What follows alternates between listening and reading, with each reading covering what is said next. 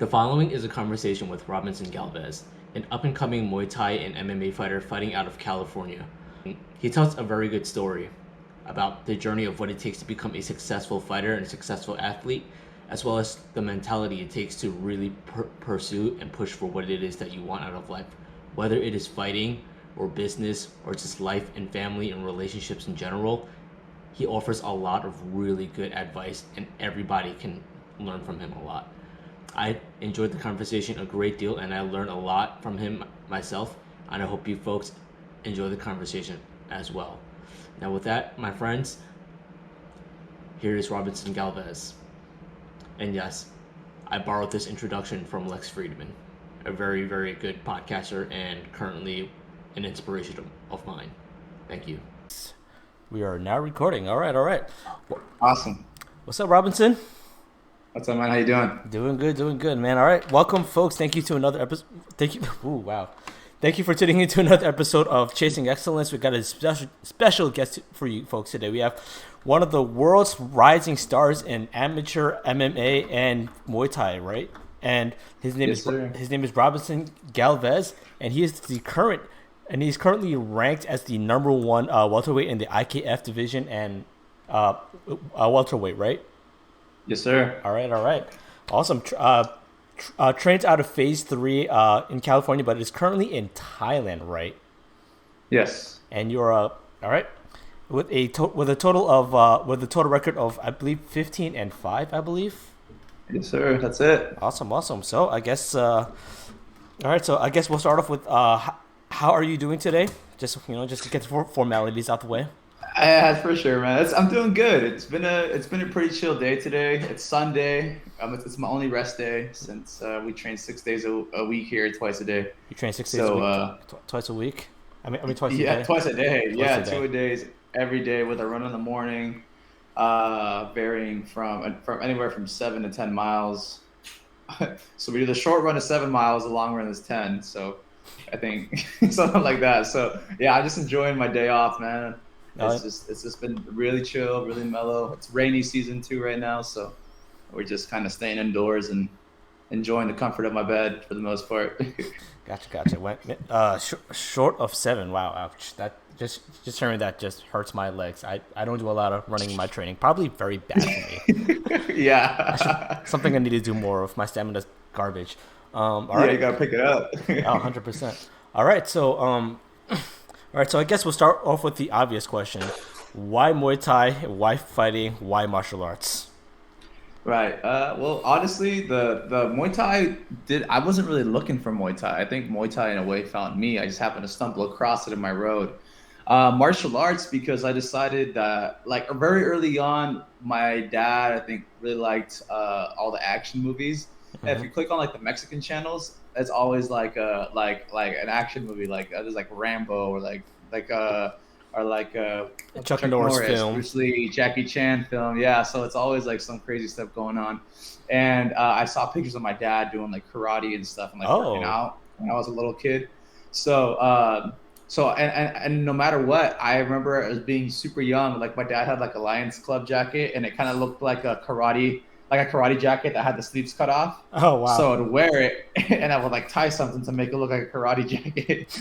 And I always wanted to do karate. I always wanted to do something, back then we didn't really know about MMA or Muay Thai or anything. So, I think it's kind of been a calling as far as my whole life. I've always wanted to do it since I saw it on TV and I saw my parents were super into it.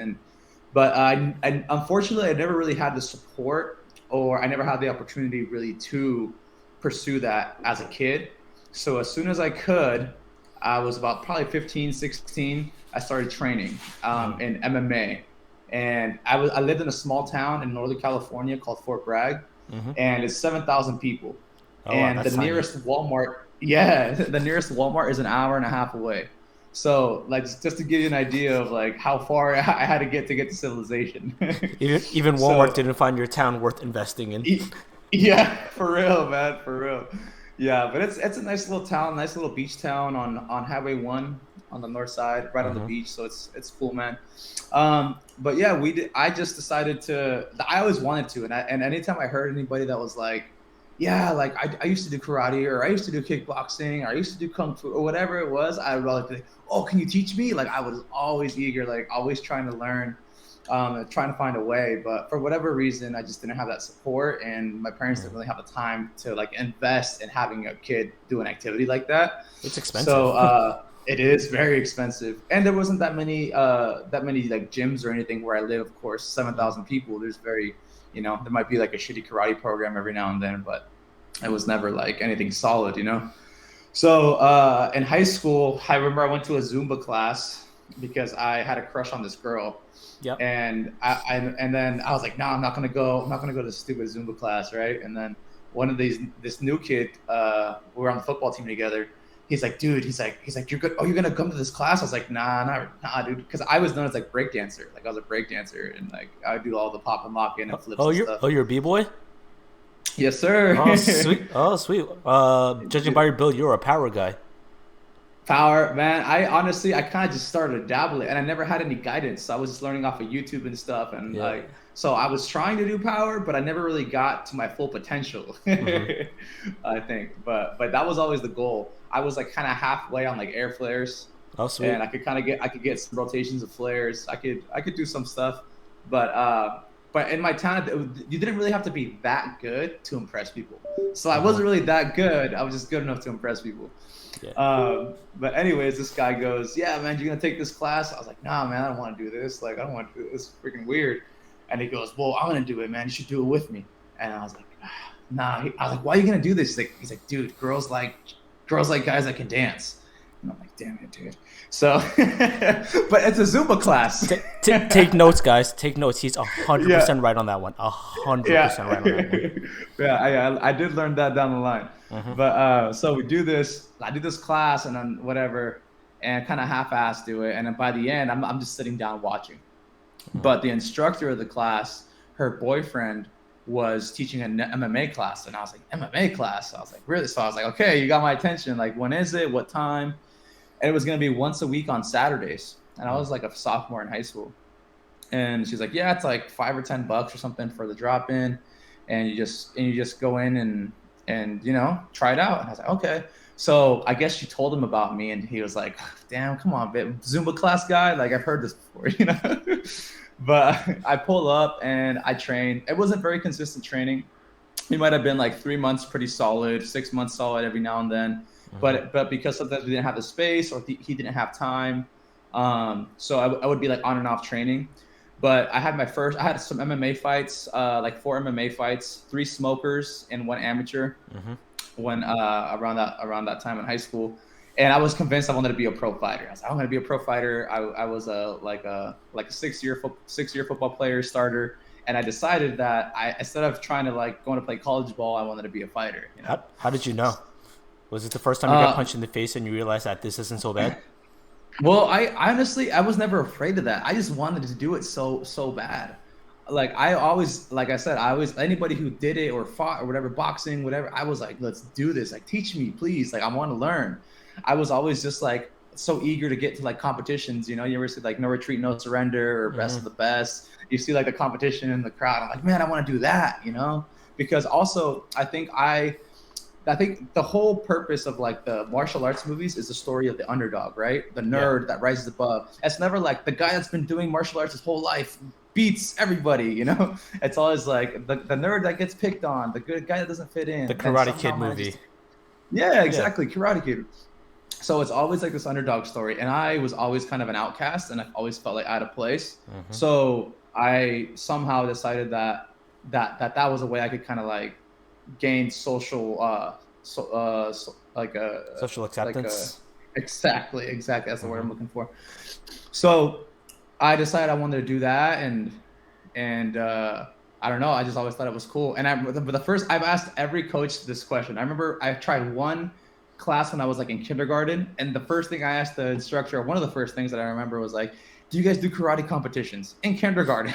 You know, like, you know. Most kindergartners are just worried about where to find the next Lego block or whatever. Yeah. You're over here trying to like, bro, you guys do karate? You're over here trying to conquer the whole world. Yeah. So there's that. But yeah, I got into it, had some smokers, which were really more like fights back in the day. There was like 2012, 2013 when this was happening. So 4-ounce gloves, a mouthpiece, and a cup.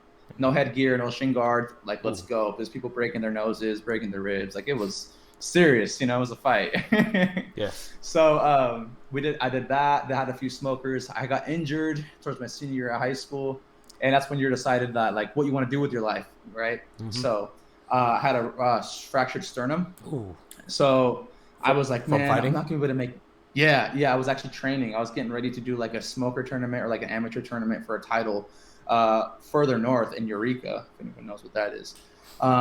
So my only sparring partner aside from my coach was a guy who just got out of prison. Oh, and so we're doing light spar. Yeah, he was jacked, dude. So we were sparring light, technical, whatever, and then he grabs me, pulls me in, throws a hard ass knee because I'm kind of dancing on the outside around him, and I'm like, oh, and that's the worst pain I've ever felt in my life, dude. Like, and the thing is, like, it never goes away. That's your like you get kicked in the nuts, it sucks for like 5-10 minutes or whatever, or however long it sucks, and then it goes away. It's like that. But like the initial pain never goes away. It's just like, oh my God, I get kicked in the balls, and why is this not going away even a little bit? You know, it was months of that agonizing pain. So yeah, so I got scared and decided this wasn't a stable career. Everybody else was right, and I should go to trade school or college or something so I can have a stable career. And so I decided I was really into cars as well. So I decided I wanted to be like a tuner. But then I got scared, so I decided there's not a big market for tuners like souping up cars or working on a race team or something. So I decided to go like the full route and just go to Universal Technical Institute, to go to trade school right out of high school. Sorry. Yeah, no worries. And once I did that, I finished up. I did like a year of entrepreneurship, and I was like, I want to make as much money as I can so I can be a fighter. And I remember, like, even when I was in trade school, I'd be shadow boxing at the stoplights. I'd be just like, I'm talking about fighting, you know. And now that I've gained some more success, like some of the guys from school, they'll be like, dude, I remember you talking about this and fighting and like wanting to like train and stuff, you know, and always wanted to go to the gym. So, and I got to be big, man. When I got to trade school, I remember I would have a hard time gaining weight. I was trying. I remember when I tried one time, I got to like 165 or 167. I was so proud of myself. I was trying to put on weight in high school. And in a few months, maybe 4 months, I don't know, but the highest, my peak weight in that 2 years off, I got to be like 254. That's a huge I weight was gain. big. Yeah, at Whoa. 5'7". Yeah, and from about 150 to 250, almost like 90, 100 pounds. Yeah. So I got big because I stopped working out, school, working 3 jobs, stress, girlfriend, all that. So I was like expressing the freshman 15, but I was like, I got the 90, bro. So yeah, and then after I went through that stint, I was kind of in a state of like desperation, and I'm very just unhappy with myself. I've kind of done everything the way that people told me I was supposed to do it, you know, and it just kind of left me feeling very empty. So I was like, I was in a place where I felt like I didn't have any friends. I just broken up with a long-term girlfriend, a couple years. And then I was just kind of like, dude, I don't have any money. I'm not making any progress towards my goals. So I decided I was going to move back in with my parents and then just go for it, fight for fights. And while I was looking for a gym, I didn't just look for Muay Thai. I didn't look for MMA. I went to any school that had martial arts that I could use. Oh. Because my first instructor told me, go to hole-in-the-wall gyms, learn like an art, learn like Wing Chun, Muay Thai, learn like become a specialist in something. That way, when you transition back into MMA, you're good at something. And so try hole-in-the-wall. Sometimes that's where you get some of the better training. And it's true. I've gone to some big gyms. I'm in California, Sacramento, Bay Area. I went to school in Sacramento, and I've gone to the big gyms, all the big gyms you can think of in Sacramento. And I didn't get good training. I just didn't feel like it was a fit. So I tried hole-in-the-walls. I tried Wing Chun. I did try capoeira, karate, boxing. Like I kind of went in and it was like, I just want to feel a place where I feel like I can grow and learn, you know, and trust my coach. So I found my coach. It's funny, the gym I train at now, Phase 3 in Santa Rosa, California, is actually the last gym on my list that I was looking for. Oh, and wow. I was so pissed. Yeah, because there was I would go to some gyms and they weren't in the shopping centers. They moved locations. They wouldn't answer the phone. Or they were closed, and then this was the last gym. I was like, no, I need to find this gym, because there is a big gym in the area where I live, but I had a bad experience with them before when I was like 17. Like they kicked me out and they were just jerks to me and rude, and that wasn't an environment where I wanted to be growing, you know. And the thing is, for me, it's a very sink or swim gym. You hear about these aggro kind of tough guy macho gyms, and I feel like I don't have a problem with that. I take to authority very well, and I always rise to the occasion. But that's not necessarily like, now that looking back, I'm glad I didn't go to a gym like that. So I found my gym, talked to my coach, felt comfortable. The next day I was on the mat at this point I had already lost a little bit of weight because I was like, I need to lose weight. I was never the big guy. I was always small. So I was like, I need to lose weight. I'm going to try to fight. And I was really pretty dead set on fighting this date that had significance to me at the time. It was just like in 3 months, and I told the coach, I want sparring partners, I want this, I want that, and he's like, hold on, man, like I don't even know you, bro. Like just show up to the mat and we'll see what happens.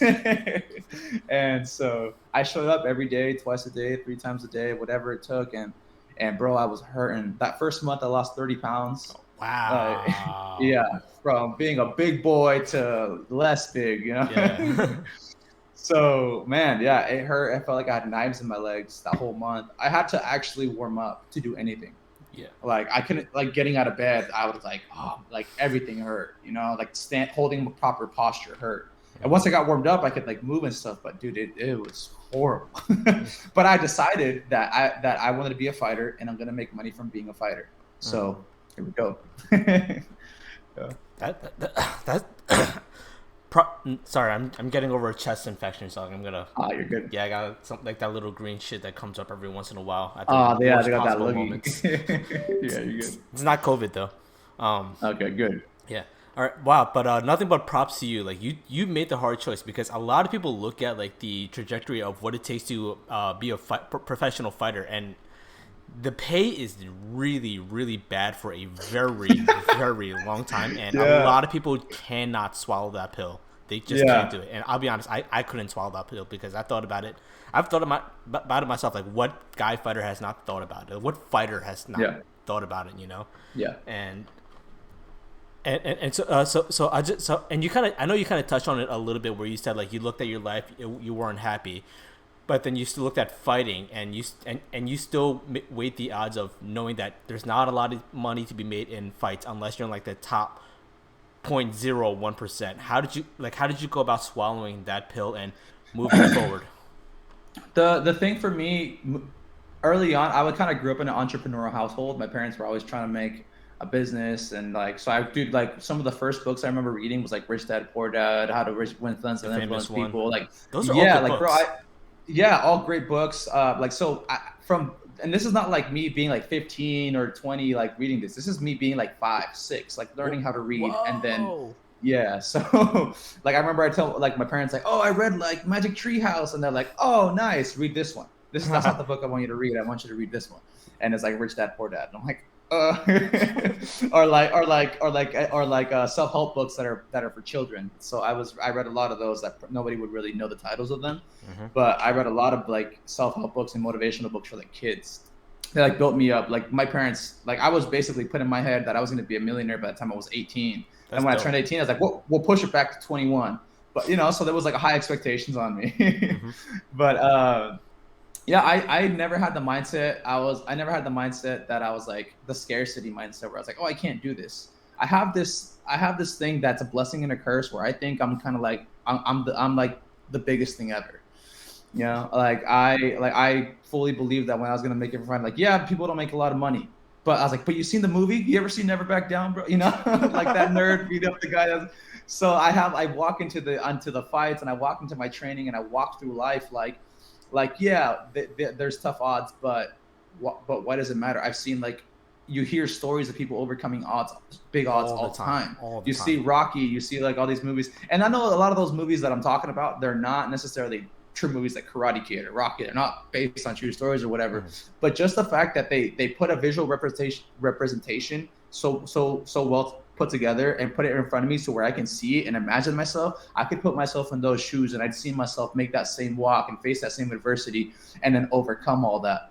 So I know that a lot of people can get discouraged thinking about the odds in the beginning, but for me, what I did is I thought about the odds of making money. I thought about the odds of, any moment it could be my last fight. Any moment it could be my last training sessions, I know there's a lot of risk involved, but I'm taking that as reasons to go faster and harder. Ooh. Right? So I use it as a reason to do it, not to run away from it. That's like, and one thing that's really important to me, like that's something, okay, I'm going all over the place right now. No, I love this. I love this. This is so dope. This is like nothing but like mic drop moments. Great. So basically, starting off, like I said, that was the big key. Is like starting off with something that I'm like, dude, this could be my last shot at doing this, so I'm gonna do it. I'm gonna take all these reasons. Yeah, I'm not gonna make money. Yeah, I can break something. Yeah, whatever. I'm gonna enjoy it now because I'm young, and I've seen people that are older regret or project onto their kids in a negative way. That I don't want that for myself in the future. I don't want to be that bitter old man, and I don't want that for my kids, if I ever have any. So it's like I was doing that in the beginning, and then when I started, right off the gate, this is super important, is I made a plan of action. So a 5-year plan. And I didn't just go into it, I was like, yeah, we'll see what happens. And, I was like, okay, 5 years. That's what I'm going to give myself. I was 20. At that time, I think Sage Northcutt and Paige Van Zandt were still relatively relevant in the UFC, and they were new. And maybe the Olympics or something was going around that time. Like I remember, like there was like a lot of things in motion that had a lot of young kids, like kids my age or younger, doing great things. And I was like, damn, dude, I'm missing my window. And I always imagined myself being one of those kids that does great things, the youngest this or the youngest that. So I was like, dude, I'm missing my window here. I'm supposed to be great by now. So I made myself, okay, 1 year, I'll be a champion in Muay Thai. In 2 years, I'll transition into MMA. In 3 years, I'll be pro. And then 4 years, I'll get to the UFC. In 5 years, I'll climb the ranks and I'll know. Like that was my plan, like something along the lines of that. That is a really ambitious plan. Really ambitious. And the funny thing is, I wasn't too far off for the first year. Oh, yeah. So, yeah, in 8 months, I got my first fight, amateur fight. I took it on 2 weeks' notice, and I actually fought an instructor from a few towns over. Against Kavanaugh, right? Kavanaugh. Yeah, actually, yeah, exactly. So I did fight. I fought him for my first fight, but the thing is, I was ready to take that fight because I was in an extended 8-month camp, pretty much. Wow. Like maybe even more because I was kind of outworking the guys that were already on the fight team. I wasn't even really on the fight team. I was just, dude, I want this. That's a long ass camp. Fight. Yeah, it really was. And the thing is, like, and it wasn't easy. Like, I was definitely fed up and overworking myself and not sleeping enough and having injuries and long term, I wouldn't recommend that to anyone. I'm not gonna say don't do it because I did it and like people are gonna go, you did it, why shouldn't I do it? But I'm not the person to tell you not to. I'm just saying it did hold me back from making progress in my career because I had to pull out of fights or not take fights because I was injured or my body couldn't function to the way I needed it to. So from that first fight that I got in August of that same year, I started training in February. In August, I had my first fight. I destroy the guy. 30-27. I'm messing with him at the end of the round. He can't even walk on his leg. You see that first fight at the link? Yeah. So I do really good. So I get a fight the next month. And I think, but it was like some weird thing. So I really only had like 4 weeks to get ready. And then I take another fight the next month after that. So I had 3 fights in 4 months right away off the jump. And I won all 3-0. And then I went to Mexico for a month. I did some boxing with my uncle because who's a pro boxer. I have a few uncles in my family that are pro boxers as well in Mexico. And one of them even fought on Don King's promotions. Oh. So, yeah. So they're pretty good. You got fighting in your blood. I didn't even know until I went to Mexico that time around. But then, I came back and I was kind of at 14 months. I had my first title shot, 4 weeks notice. Ooh. Or like 3 or 4 weeks notice, something like that. I had my first for the Northern California regional title. Okay. So, and at that point, so I want to slow it down really quick. You managed to get 3, how many fights in how many months? 3 fights in 4 months. 3 months. I wasn't sure if it was 4-3 or 3-4.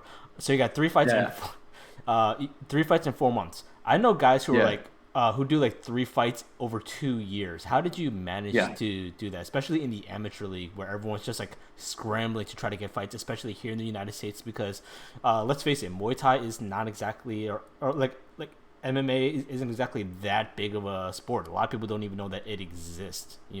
Right. Especially back then.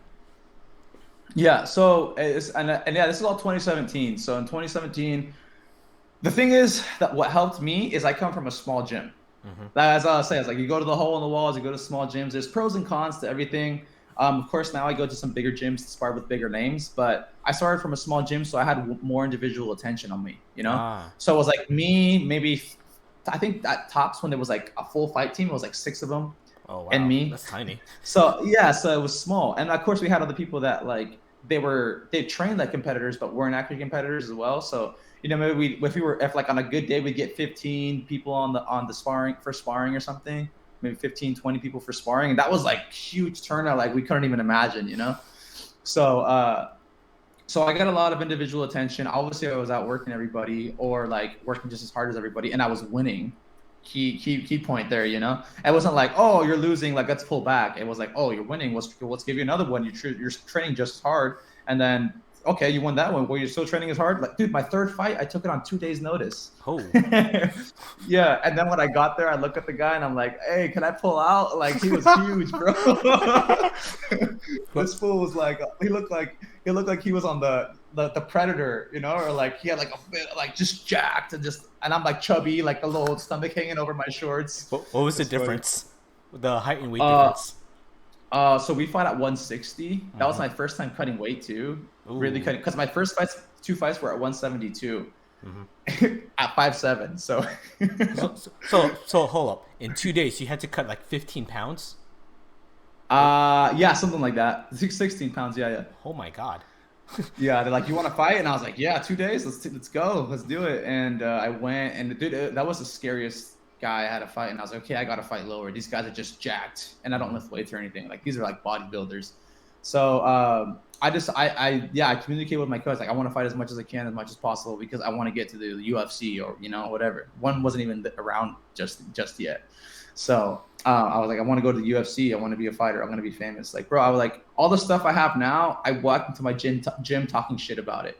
Like, remember there was a guy who was a champion. It's like, oh yeah, I'm going to be like him. I'll probably even have more actually. Ooh. And it's funny now that yeah. And this is like, like our gym hero in a way, like the Apex fighter. And I'm like, yeah, bro, I'll beat him someday, or I have enough belts or whatever.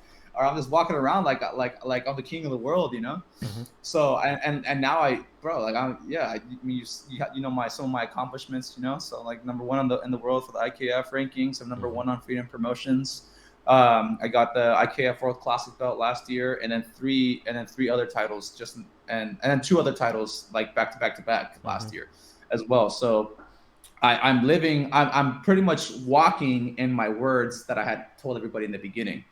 So now that I'm talking about like, yeah, I'm going to go to the UFC, I'm going to go to I'm going to go to Bellator, and like people want to roll their eyes at me, but you can't really roll your eyes at me because like I'm already, I'm living the life that I've been talking about 5 years ago, which is funny. Like I was saying 5-year plan, my 5 years ended this year in February. And so if you watch me fight, I have a very aggressive style because I'm trying to win to the last bell, because it could be my last fight. If I don't have a winning record, I was ready to quit fighting. Not like train. Maybe I'd train every once in a while, but I was going to hang up the gloves and get a real job if I didn't feel like I had a trajectory for fighting. But, everything I just listed, I think I got a pretty good trajectory here. So 5-year plan failed. You're not in the UFC, but you're still going on. Yeah. You're still punching on. You're still running. You're still literally kicking it. Yeah, for real. I mean, that's dope. So, I mean, like, the things I'm getting out of you right now is you've had a growth mindset since you were a little kid. Your parents hammered that into you. You've seen entrepreneurship. So you've seen like the 2 routes of getting your 9-to-5 job versus putting everything on the line, taking the risks and reaping the rewards, or, taking the L's because that comes with the risk territory as well. You saw the 2 paths. And like you said, there's pros and cons to everything. And you created a plan, you executed the plan, and then you are here now and as one of the top fighters in the world. Yes. Awesome. Exactly. That is actually really inspiring, and you do have an aggressive style, because I was watching your last fight that you had against his name was Chalamsuk, Chalamsuk. I can't pronounce Chetnavi, that. yeah, Yeah, Chetnavi, Chetnavi. yeah, Yeah, yeah, and just watching your first fight from when you fought Kavanaugh, where you were throwing like every shot was a haymaker, yeah, to this current yeah. one where you're way more technical now. Now you're like way more setup shots, way more feints, Yeah. and yeah, so that is just really inspiring to watch on its own. So, Thank you. tell me about that journey from Kavanaugh to Chalamsak. Dude, it's been wild, man. Like, I have a concussion from that last fight. It's the worst concussion I ever had, and that full hit hard. So You, let me start with Chalam Suk and work my way back. okay. You know, so with this guy, like here, in Thailand, there's no amateur rings.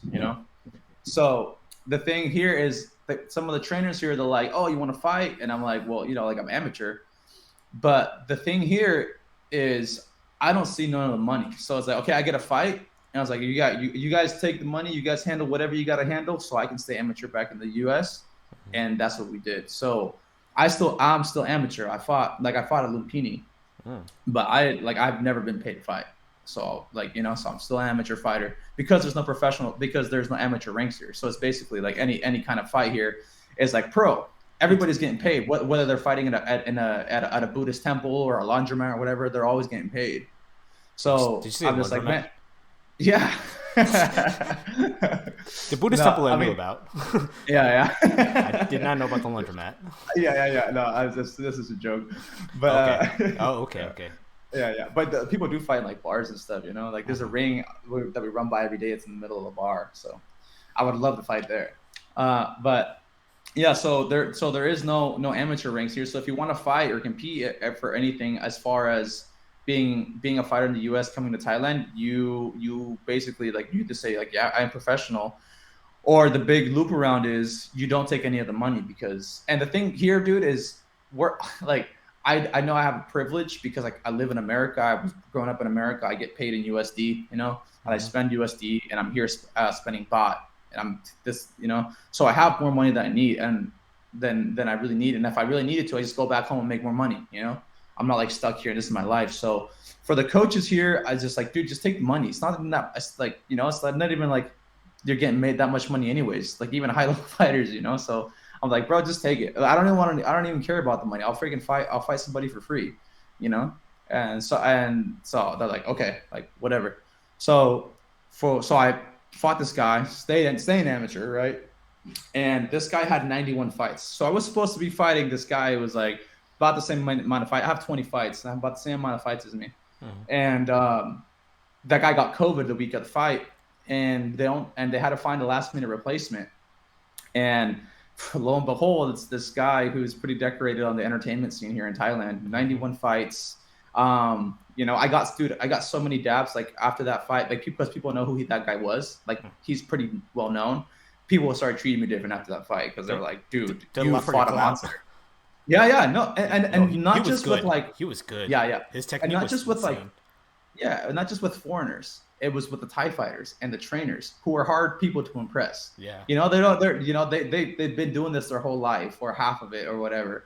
And I'm here with like Stamp and Smilla and like Ferrari and like all these guys that are very decorated just in the last year. Or Y2K, you look at their resume and you're like, whoa, and these guys are like giving me dabs like, man, bro, congratulations, awesome, So I wasn't supposed to be fighting this guy, but it was the only person they could fight at last minute replacement. So freaking rocked me, man. Like we went back and forth, had a hell of a war. And you had a really good first round against him. That first round was actually really good. I was like, I thought I lost that first round, and I thought I won the second and third. But with Thai scoring and our scoring, it's different. So I arguably won that fight. I think there's an argument to be made for that. But I also know that like I look at that third round, and I could be like, man, you could flip a coin there. And so many people were telling me that, like, I was walking around, people were like, you won that fight. Oh, people were, like, you want to take pictures, you won. People were swearing that I won. And other people were like, yeah, dude, you lost, but it's all good. You had a great fight. So people were really divided on it, but it was a hell of a war. It was one of my best performances, I think. And but I did pay the price because I did freaking take some head damage, and I got to take a few months off. I was fighting last year. I fought 9 fights, 9 months. So I was trying to be just as active this year, but I've had some injuries, and I'm taking my time with them because I know if I push it, maybe I can fight again. But the long term trajectory of my career is going to be a lot shorter.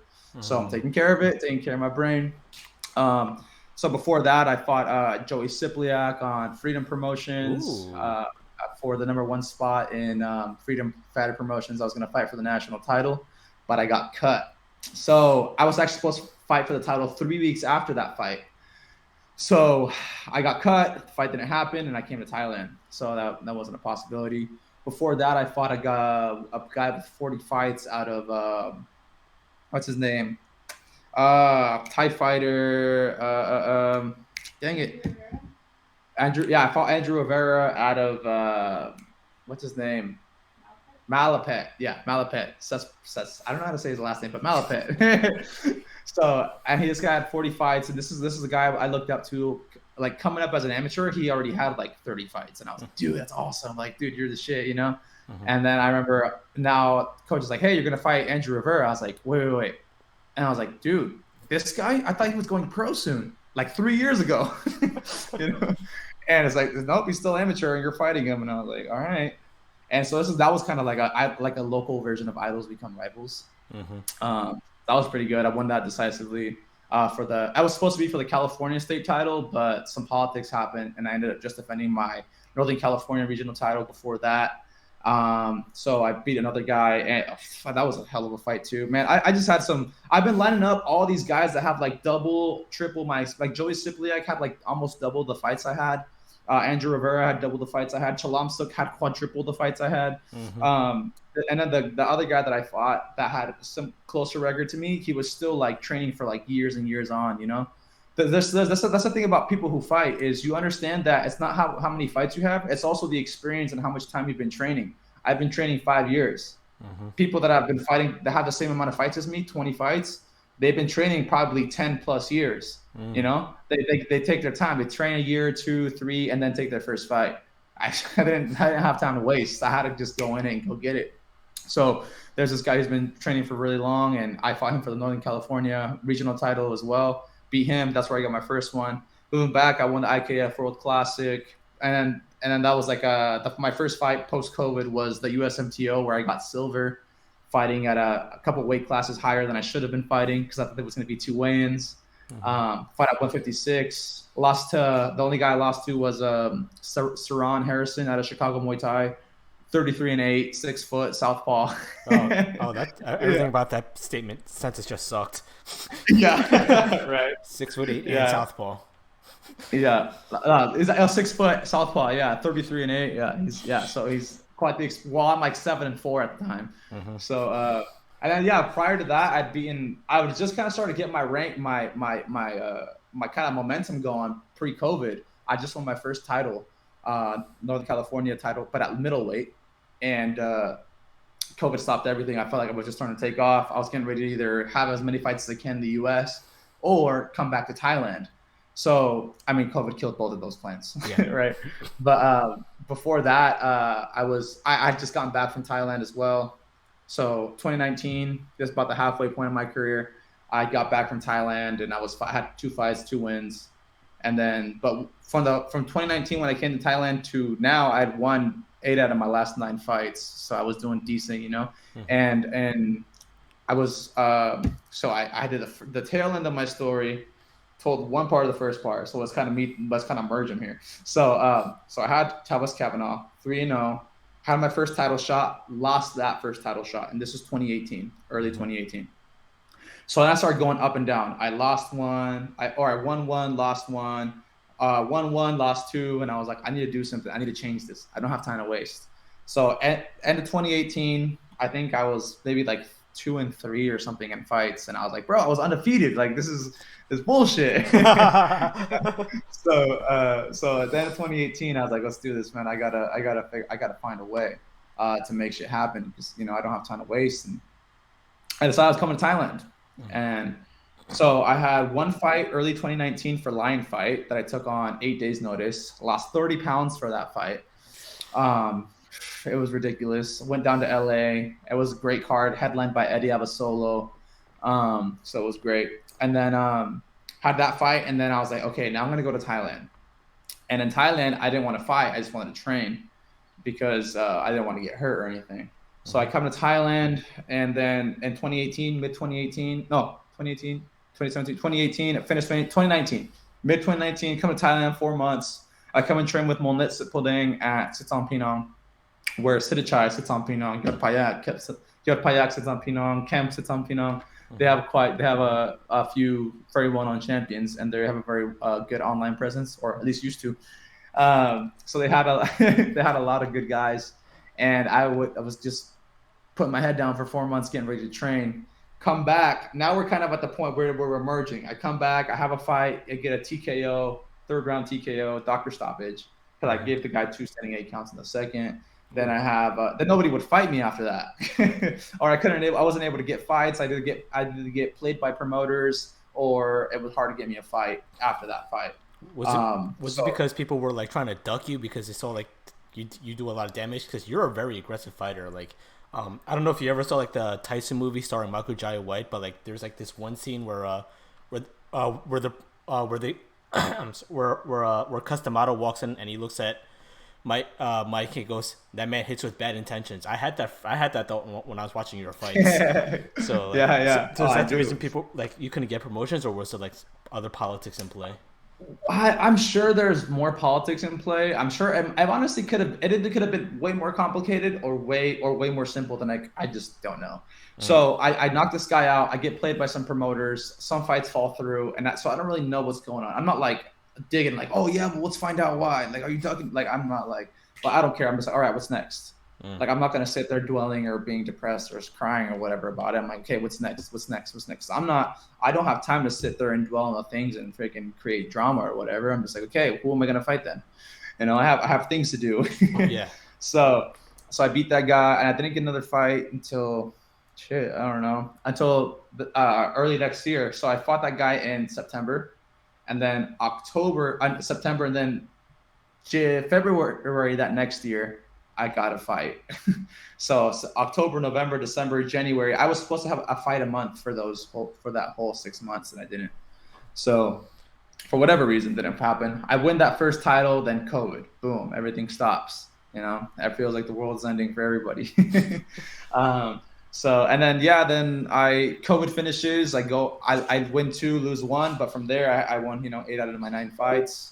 And then right now I'm getting ready to go pro. So I decided I needed another bump in skill set, because I saw how good Thailand was for me in my career. I kind of feel like we're starting to even out levels. Like before I was like, oh, I can kind of play with some people now.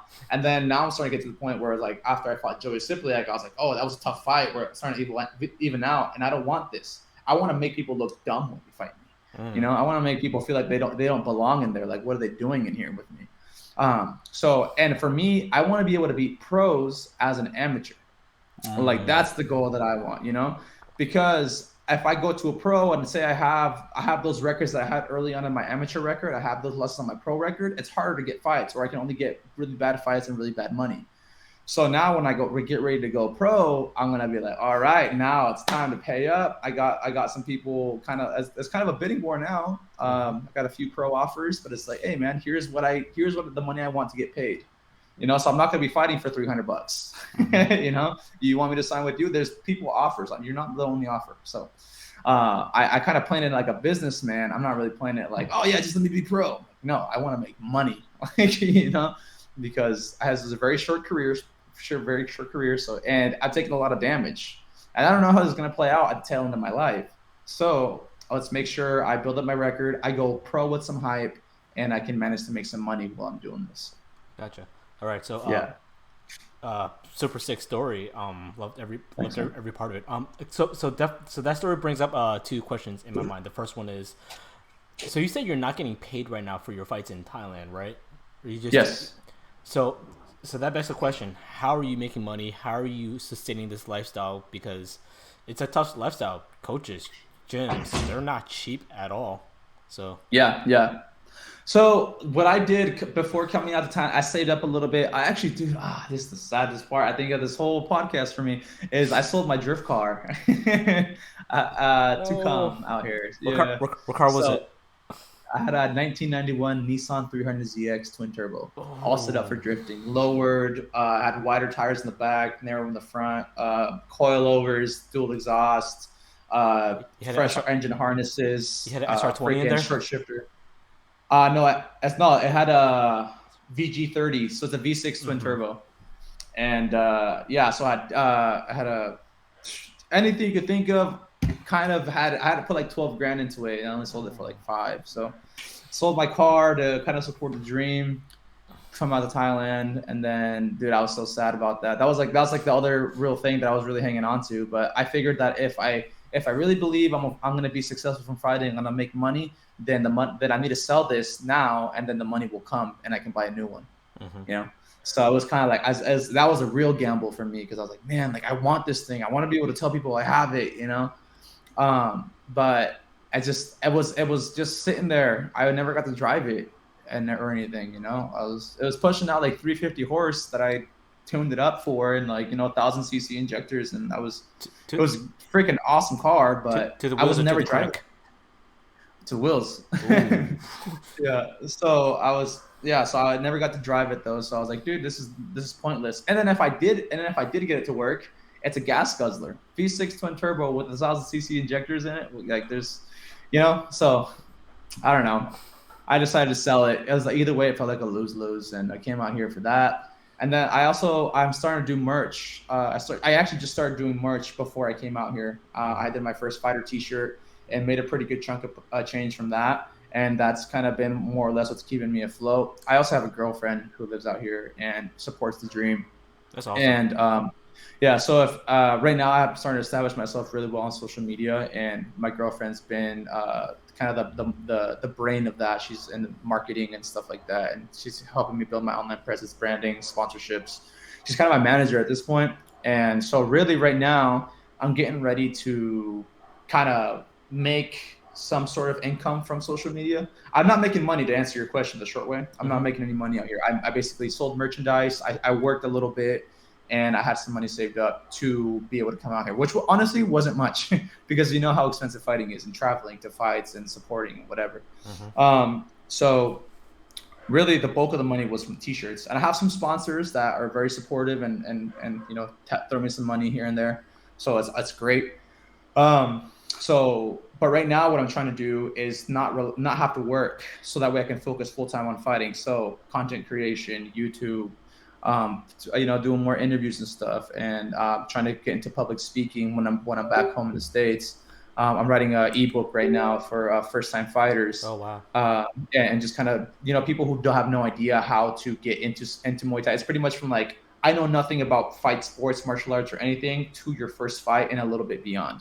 So answers all the questions: finding a gym, coach, am I ready, mindset, you know, nutrition, strength and conditioning, kind of covering all that stuff. So I can have something coming in, so I can work less and train more, because I'm 26.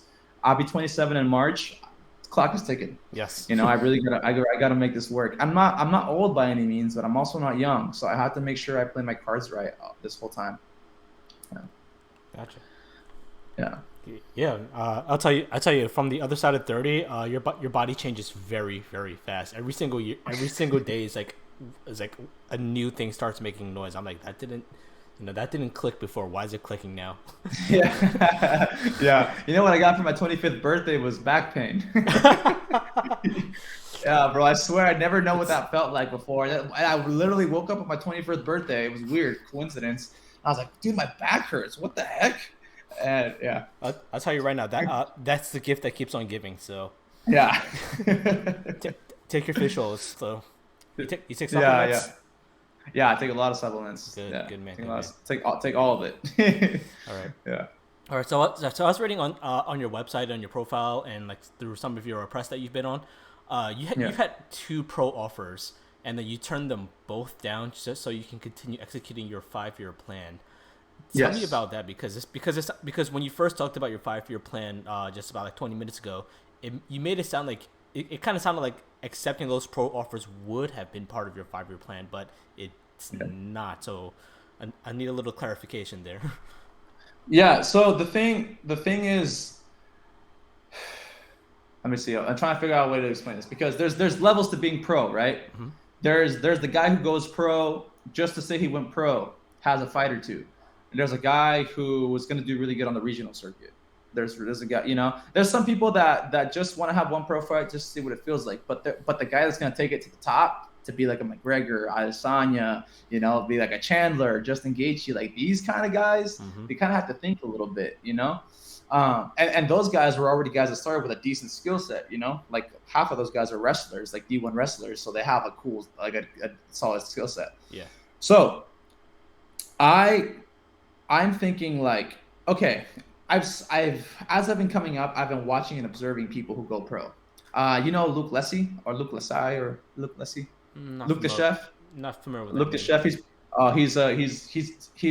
got 60 amateur fights, 14 or 16 time national champion. And when he went pro for his first fight on Triumphant, you saw the chat blow up like, Luke, he's a killer, dude. Luke is a whatever. And I was like, bro, that's what I want. And I've seen guys go pro, have one pro fight, lose, and then they don't get any more offers anymore, or don't get any more. Like, oh, dude, you're washed up or whatever, So I feel like if I go pro and I have the community on my side, or I have a solid like fan base, it don't matter if I lose a fight or whatever. If I have a little hiccup, I can fight more, and I can get paid more because I'm putting more butts in seats.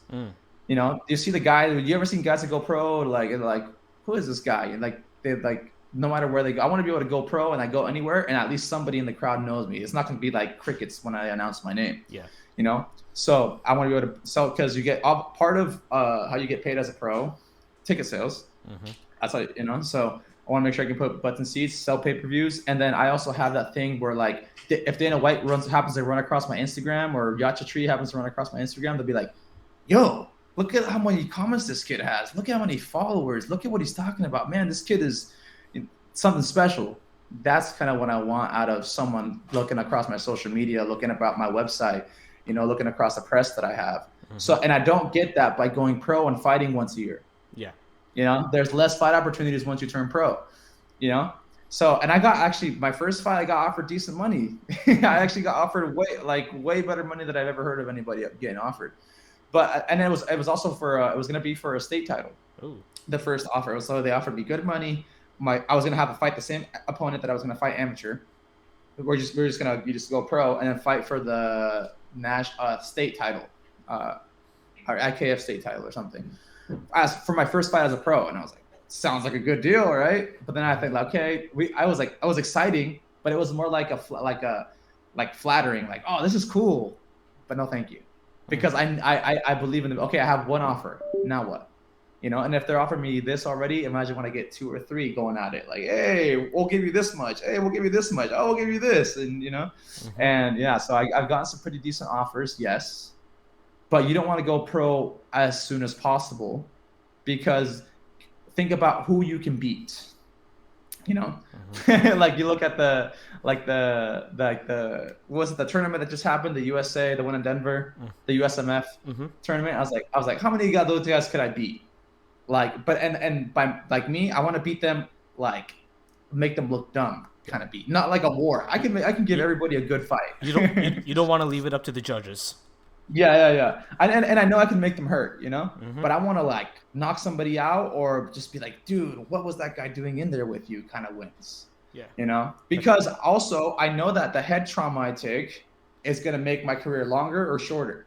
So if I take less head trauma, it's longer. If I take more, it's shorter. So my mentality has always been, because my first few fights, of course, were wars, and I'm going forward and I take some shots. I was like, I don't want to be hurting after every fight for a month.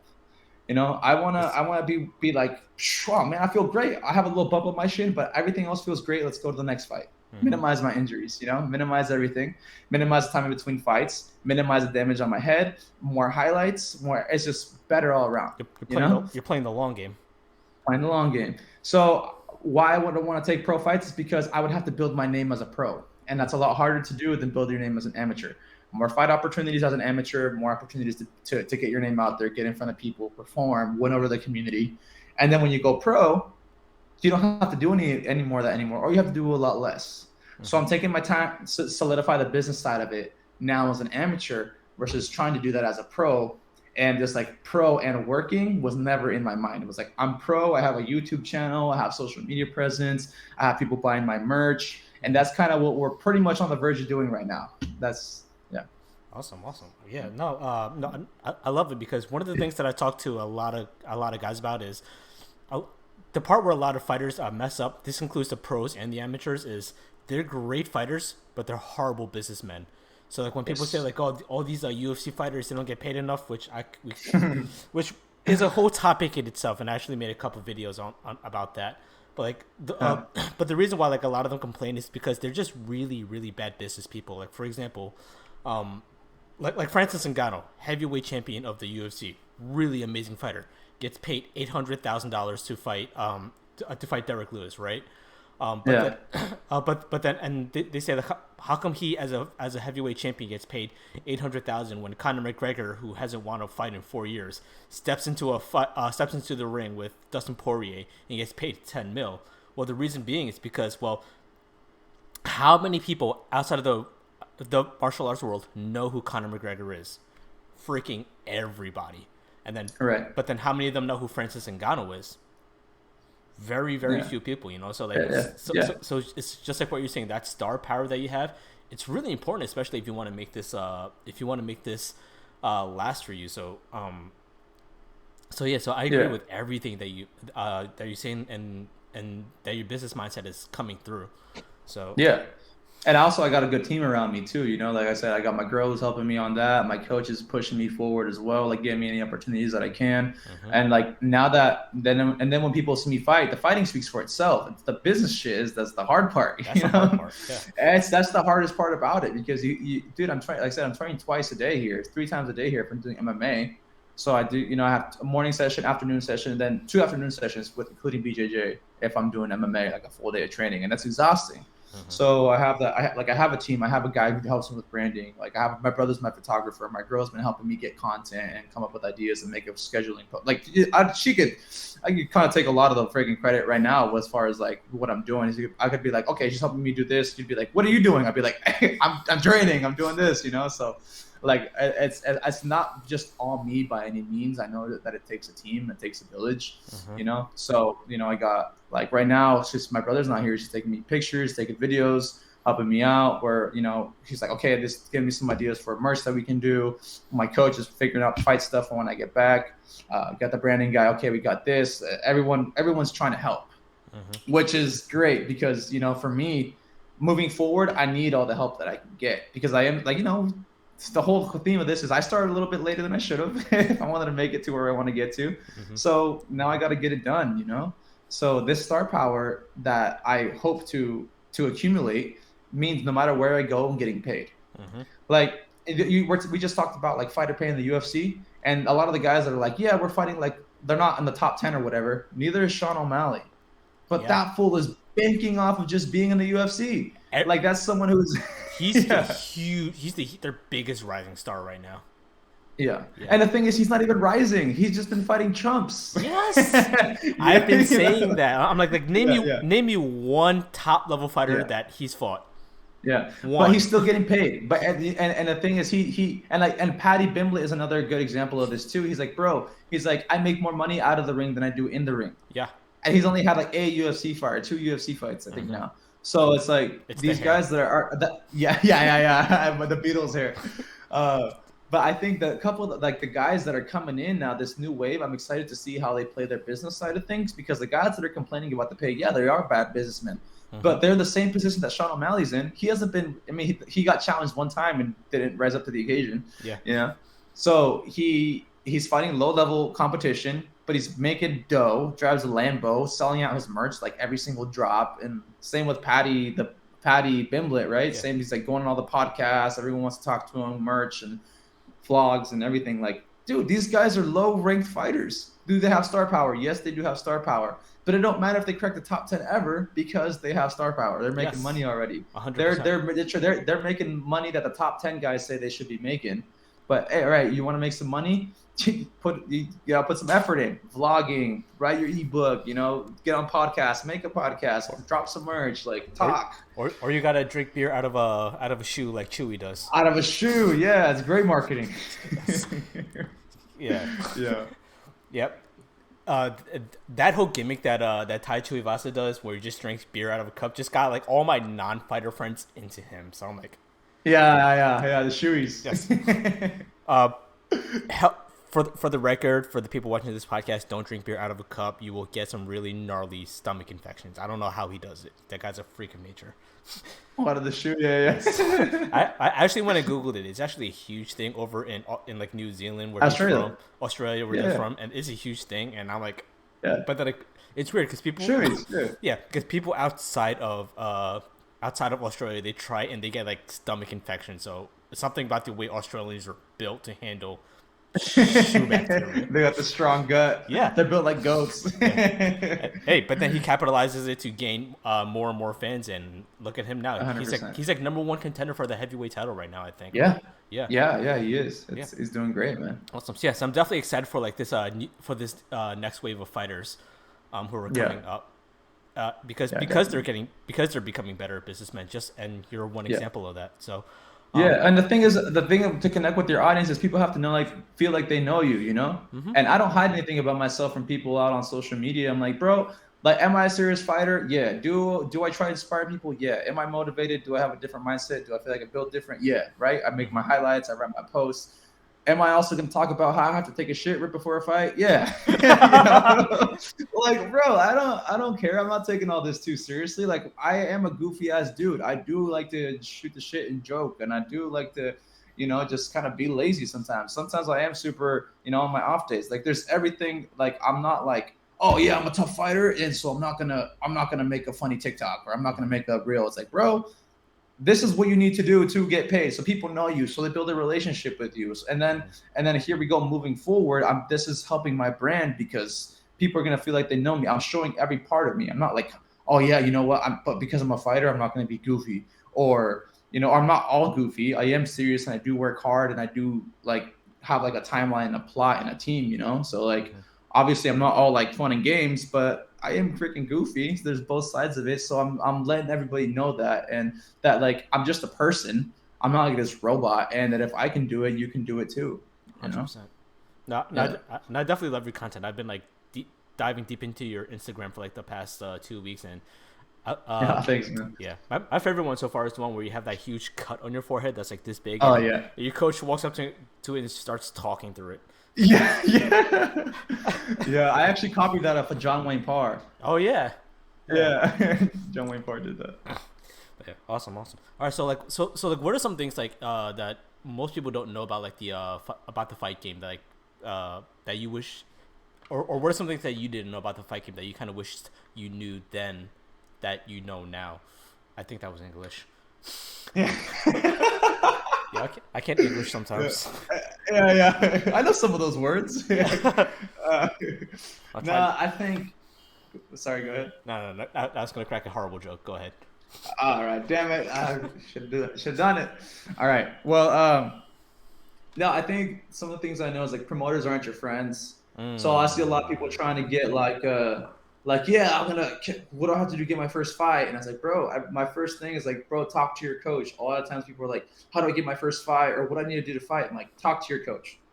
That's it. You got to find a coach that you trust, and then everything moving forward will be a lot easier. Find a coach you trust. Key to number one, because promoters aren't your friends. If you try to negotiate yourself, you're gonna get hurt. I learned that the hard way when I was like a teenager and negotiating my own fights. So,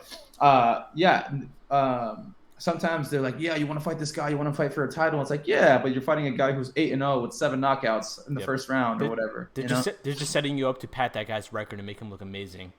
Yeah. So, and one big thing too is like, I guess this might be the better like one-liner for that is, if you're not getting paid, somebody is. Yes. And for amateurs, it's like you're either being built up or somebody else is as an amateur. But so we're basically like you're being helped or you're not being helped. Very rarely is there a promoter that's going to be like, all right, we're going to give you a 50-50 shot. We're just going to give you a good fight.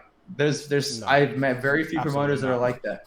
And also, like I said, I come from a small gym. I'm not someone who's been in the community for very long, so I don't have like a name or anything. I'm just starting to get the name now, so I'm not someone who's like fortified in the community. Oh yeah, Robbinson Galvez, he's good. I'm just a guy that popped up and just decided I'm here to stay, you know. So they're not giving me great fights because they don't know me. They don't build that relationship with me. They haven't seen me fight or whatever. So I've always been handed the underdog fights, and I'm like, yeah, I could take them, you know, or better or worse. You know, it's like that one reel I posted. It's like, if you're gonna be stupid, you gotta be tough. Yes. So we just take fights as we need to and as they're handed to us, and I make sure I keep winning, and here we go, move forward, you know.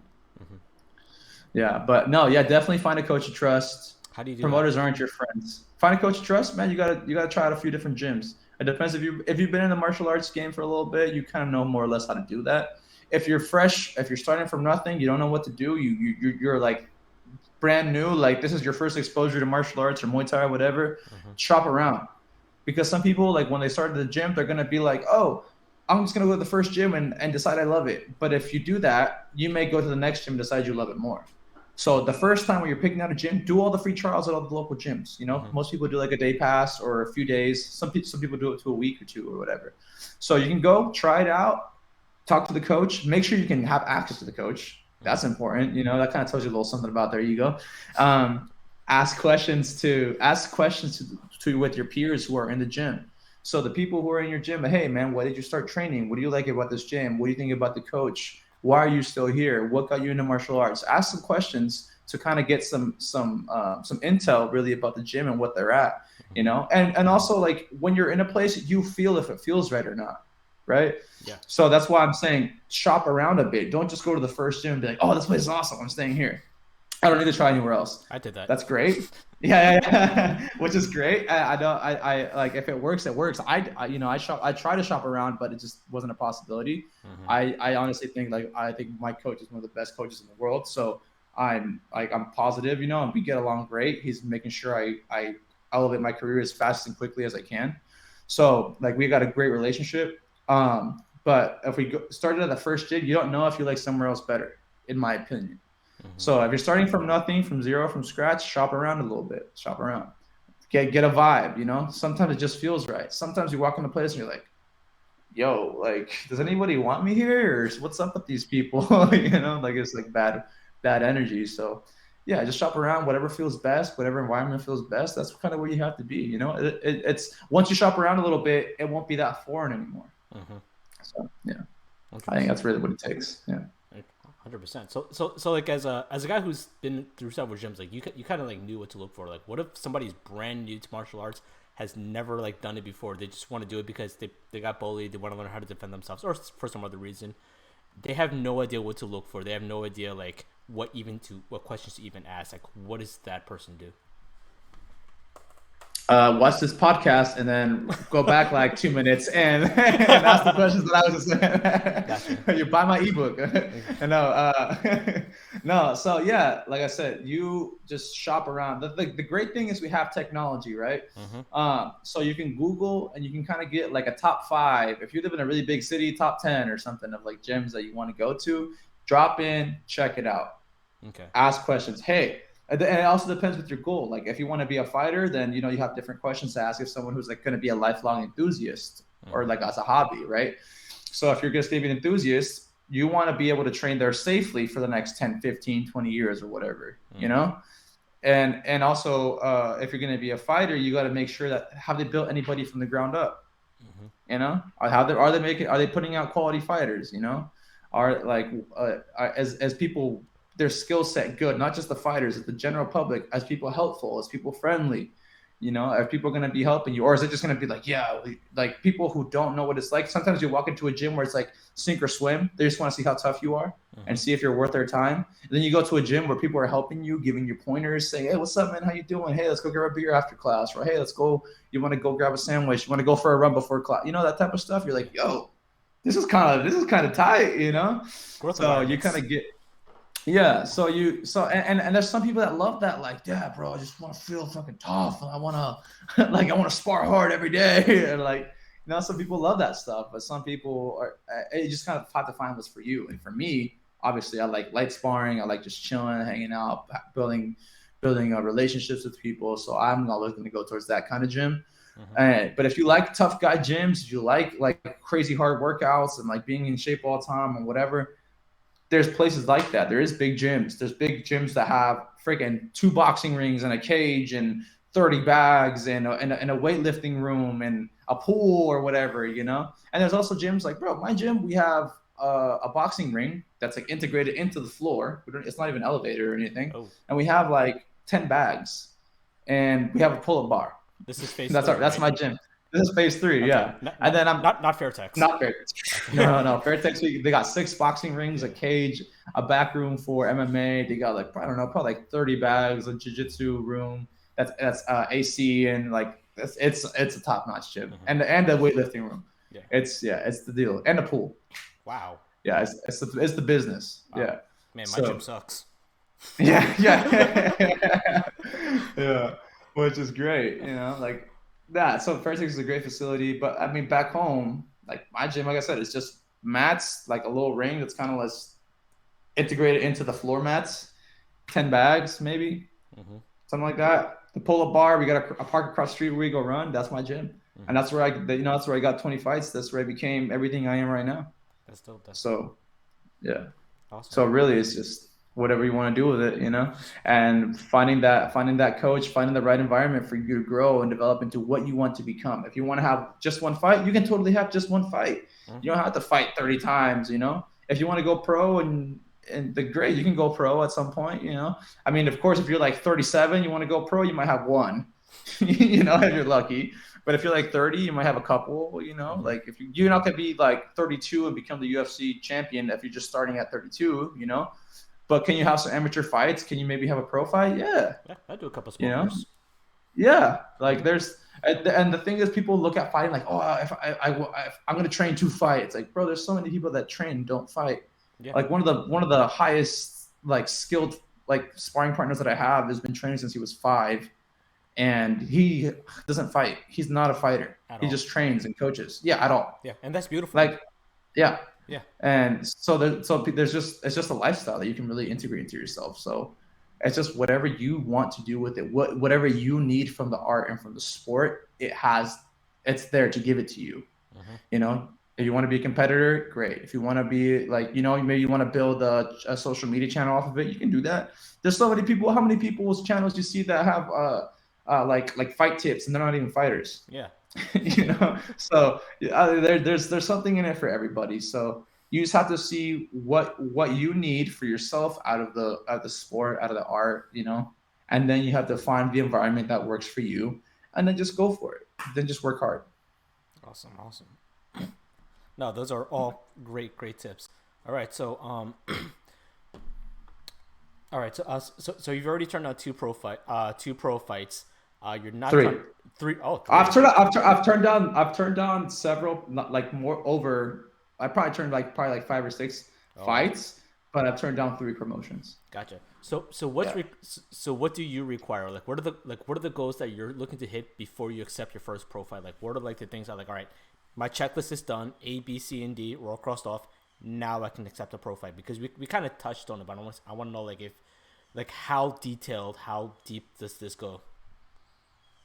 So right now, I would like to go pro by the end of the year. So really, when I get back, I promised the promoter 1 more amateur fight.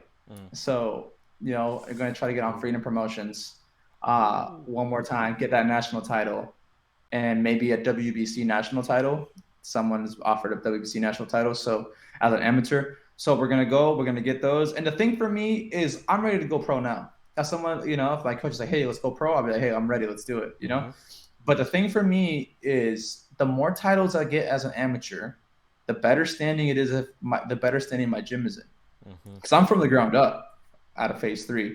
And then if I happen to do a 6-month stint or a 1 hour or a 1 year or 2 year stint in Thailand, they're like, dude, whose are those? It's like, that's not just, I didn't buy those. They're not like, that's my fighter. Like I built that guy, you know? So I want my coach to be someone that's respected and admired by the people coming up under him. I don't want people to mistreat him or like treat him like he doesn't know like what he's talking about, because he does. You know, so for me, it's more so leaving my gym in a good position if I ever have to come train in Thailand, because I'm not going anywhere. My coach is my coach, but does it make it easier for me to be training more full time in Thailand? Yes. So, back home, it's a grind. I wake up, go to work, maybe do some private lessons, drive other places to go get my recovery, or drive 2-3 hours to go get sparring one way. So it's a grind back home, and which I love. I love my community. I love everything going on back home. But it is so much easier to train out here. So if I need to come out here for 3 months out of the year, 4 months out of the year, or I come and live here for a year or two or whatever, I want to make sure that people know that like great things come out of this gym. So it's more about making sure my gym is decorated than me really like, oh yeah, like I want to do so much in amateurs. I'm ready to go pro. Like I've been getting pro offers for almost a year now. Oh wow. So yeah, so it's good. Like I'm ready. Let's do it. But I do want to get these titles because I know it's gonna make my gym look good. I know it's gonna make me look good.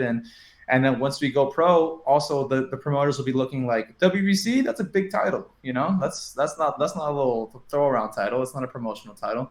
So I want to make sure the titles that I get, people look at my resume like, oh, amateur champion, huh? Yeah. And then on top of that, we got the social media and everything. Bro, I'm about to hit like 10K right now. So we're social media wise and everything, it's looking really good. So really on that side, the business side, the foundation is there, and now I just want to make sure the foundation is there for my gym, and then we go pro, do at least my debut there, and then maybe have to figure out if I'm going to be busy in the US or coming back and do another long stint in Thailand. Gotcha. No, that's cool, man. Oh, no, you've got a plan. You definitely know where you're going. So I read in one of the articles on you that you're looking to make your MMA debut this year. Yes. Tell me about that. So I have been trying for the last year to get an MMA fight, but if things keep falling through, or there was one time like people couldn't match me up, so I think I just got to find the right promoter to match me up. Right now, in the beginning, when people asked me if I could sell tickets, because I'm not someone who was really popular or anything, like everything I've built up, like for ticket sales or like community and everything, has been in the gym. It hasn't been like, oh, people from my hometown, it's like people, 1 or 2 will come or something, but they're not like, yeah, bro, like, I'm not like popular by any means. So now that I'm starting to have like more like social media growth and like people know who I am in the community, people will buy my tickets not only in my gym and my family, but in the community. They'll buy a ticket to go watch me fight. So that's kind of that's been a big thing for me, Damn it, I lost my train of thought. Yep. What you need is a really amazing trailer that highlights Fort Bragg and like highlights phase 3. Like just walks around, just follows you from like when you wake up in the morning and just check out like the local areas, and then like you training in the gym, and then like you eating at like local restaurants to like really highlight the community and just make people go, oh yo, that's Robinson from Fort Bragg. Yeah, I actually do have a documentary coming out soon. Oh. So it was on my last fight in Freedom Promotions. So it's been taking a while to get done, but I'm really excited about that project because it's really gonna be kind of digging deep. Not only is it like a documentary of that fight, but it is like on the backstory of my career. I'm like kind of coming up, bro. There's like, I'm kind of hoping they don't put this in, but I'm sure there's gonna be a few scenes where I'm like crying and stuff. So. And I'm not really that big of an emotional person, but it's gonna be like there's some things that are very, very like I make myself be very vulnerable and really open up to like the whole the grand scheme of things, and the movie, the guy who's making the movies really taking his time with it and really trying to make this like a really good reflection and of who I am, in my gym and everything, tying it all together. So it's exciting. It should be out maybe hopefully next month or 2. But like last time I heard, it was a couple of weeks from being done. So, man, where can I watch that? Because I definitely want to watch that. That'll probably be on my YouTube channel. So it's on my link tree. So you just click the link in my bio on Instagram, and it'll be there. I'll be blasting it on social media once it comes out for sure. Perfect. So it won't be a secret. Yeah. All right. No, definitely not. All right. So what is next for Robinson then? Man, just going pro. Yeah, no, man. What's next right now? Right now, the big things I'm excited about, I guess, that are intertwined with my career is putting out more content. Obviously, like I'm doing vlogs. Just put out my first one last week again because I've done it before, but I kind of fell off the horse there. It's tough. But so Yeah, it is. So yeah, so starting vlogging again, trying to build up my social media platforms, writing an ebook again to help people, dropping merchandise. When The when does sorry, the ebook come out? the ebook should be out in probably the next month or so. It's pretty much done. We're just revising it and formatting it. So I should be out in like the next month or so. Dropping some merch. Dropping my fighter T-shirt again. I'm doing hats. I'm doing some. Probably gonna be doing mind death whistles. So that's something that I'm integrating into because I'm trying to bring my culture to the light as well. You know, because Thai culture is so ingrained into Muay Thai that I wanted to bring my culture because I'm Mexican into the sport as well. So there's these whistles that they would blow before they go off into war. And the death whistle sounds like the wind, so to intimidate your opponent. And they have like one that sounds like a jaguar, and they have one that sounds like a wolf or an eagle. So I'm gonna get those. So when I walk out, people are blowing these whistles. That they actually did that for my last fight. So I'm That is walking so out. cool. Yeah. So that's gonna be a part of the merch as well. That'll be on my website here soon. Are you gonna use the whistle Uh, in your Ramui? That I think I'm just gonna have people blow it, but I'm gonna what I want to do is I want to put there's a mineral called amber that's in the area where I'm at in Chiapas. That's the area state I'm from in Mexico, and it's believed to harness bad energy, and it's kind of static. So when it cracks, I believe it's harnessing bad energy and it's protecting you. Oh, So I want to carve a jaguar warrior or an eagle warrior, which is like highest warriors in like the Mayan or Aztec tribes, and carve that out of amber and put that on my mokon, so I can kind of carry a piece of my culture into me with the ring. that's Yeah, really cool. and I do walk in with Chiapas jade. That's jade that comes from the state where I'm from, and it's an eagle warrior skull, and I have these beads that are believed to protect you from bad spirits that come from the jungle, from where I'm from as well. Wow. Yeah.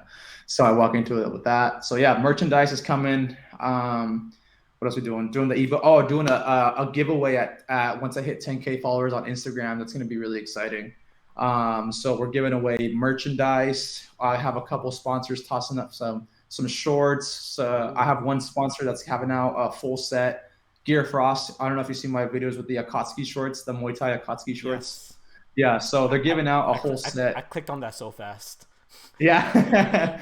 So they're actually going to give away a whole set of Akatsuki gloves, shorts, and shin guards to the first place winner. I'm going to give away CBD, Golden chills. Era, my other apparel sponsor is going to be putting up a shirt as well. Falcons Hound Fuel is going to be putting up some supplements. So we're doing a big giveaway for the first place winner is going to get quite a bit of goodies there. The ebook, some of my own merch. And the second and third place will also get some stuff. And then we might even have like a fourth and fifth, just toss them a pair of shorts because Gear Frost is being very generous and giving us quite a bit of gear to hand out. So pretty stoked about that. So I think I'm at like 8,800 followers right now. So it should be maybe 2-3 weeks tops. We'll probably hit 10K and then start doing like an Instagram giveaway to kind of give back and show everyone that's been showing me love in return. Yeah. Well, you're definitely doing it the right way, and I definitely love everything that I'm hearing so far. You've got the right mindset, you've got the right strategy, you've got the right team. I 100% look forward to watching your career grow. Thank you, man. I appreciate that. Oh, man. All right, so I do have to cut it close soon because I have to do a 3-hour drive over to Daytona to go watch Bobby wreck shop on someone. Oh, hell yeah. So before we close out, is there anything else you want to say? Anything else you want to anything you want to close out? Give a shout out to anybody or say tips to anybody watching this? No, man. I think we're good. I think we covered a lot of stuff right here, so I think I'm pretty happy with what we've covered.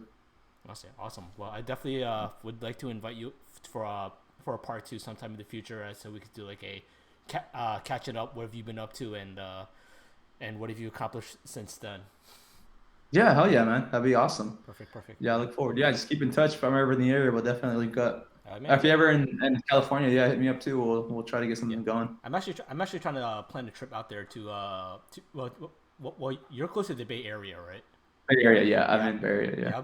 I'm going to to Southern California like end of this year just to Oh, okay. to interview a buddy. I'll see if I could if you're in the area, we'll definitely see if we can make something happen. How long is that drive? About like 8 hours? It's quite a drive. Yeah, it's like 8-10 hours. Yeah. Oh, that's not bad. I've done 16 before. So, Yeah. all right. No, for sure, man. We'll make it work. No way. I've seen California gas prices. Ooh. Yeah, I know, man. Everything in California is expensive, bro. You don't want nothing out here. I'm gonna have to rent a Tesla. That's how I'll do it. Yeah, that's it. That's it. All right, man. Awesome. Where can people find out more about you, or how can they follow you? So all my social media is Robinson Who, Robbinson. So Robinson Who on everything: Instagram, Snapchat, Facebook, TikTok, YouTube. That's all the same. I made myself very easy to find. Perfect. All right. Yeah. Thank you very much, man. And and I hope you have a great rest of your evening because you're in Thailand right now. So Yeah. thank you very much for doing this, brother. All right. Thank you for having me, man. I appreciate it. All right, cool.